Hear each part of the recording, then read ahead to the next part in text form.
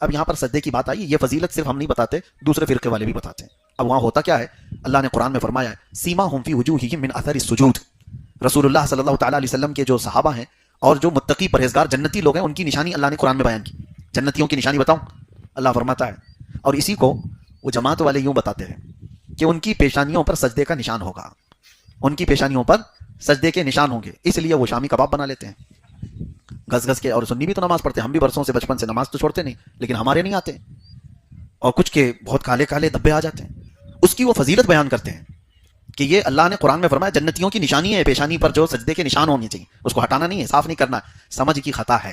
اللہ کیا فرما رہا ہے، سیماہم فی وجوہہم، وجہ لفظ ہے عربی میں، اور جبہ یہ ایک لفظ ہے۔ اللہ نے یہ نہیں فرمایا کہ ان کی پیشانیوں میں سجدے کے نشان ہوں گے، اللہ فرماتا ہے ان کے چہروں پر سجدے کے نشان ہوں گے۔